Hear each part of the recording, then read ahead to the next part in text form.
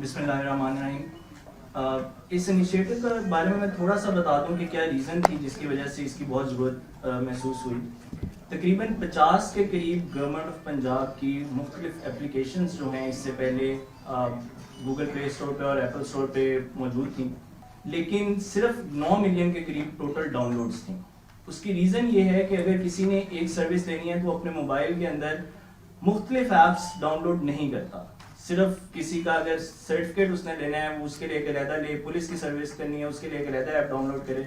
تو ضرورت اس چیز کی تھی کہ حکومت ایک جگہ پہ تمام سروسز لی ہے. اس میں خاص طور پہ شکریہ ادا کرنا چاہوں گا سی ایم آفس کا، کیونکہ انہوں نے اس چیز کو بہت فاسٹ ٹریک کیا. کیونکہ جب اتنی زیادہ منسٹرز، اتنے زیادہ ڈپارٹمنٹس ہوتے ہیں تو وہ وداؤٹ کوآرڈینیشن ایک جگہ پہ لانا بہت مشکل ہوتا ہے. اس میں سی ایم آفس نے بہت بڑا اپنا کردار ادا کیا، اور ہم اللہ کا شکر ہے کہ 23 سروسز آلریڈی ہم لے کے آ چکے ہیں، اور یہ انشاءاللہ اس کے اوپر تمام حکومت کی سروسز ہم لے آئیں گے.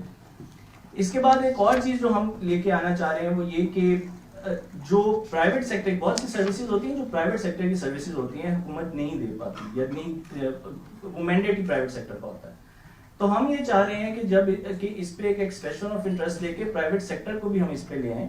جب ایک ٹریفک یہاں سے پرائیویٹ سیکٹر کی طرف جائے گی تو وہاں سے ان کے بزنس کو بھی وہ فلرش کریں گے اور وہ جاب اپرچونیٹیز پیدا ہوں گی.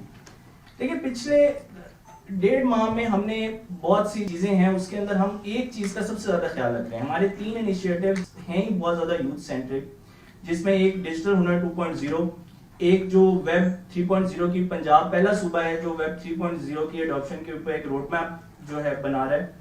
اس میں ہمارا سب سے امپورٹنٹ یہ ہے کہ ہم ایک آئی ٹی سیکٹر کو ہم کس طرح سے فلش کرا سکتے ہیں، اور دوسرا یوتھ کی امپاورمنٹ.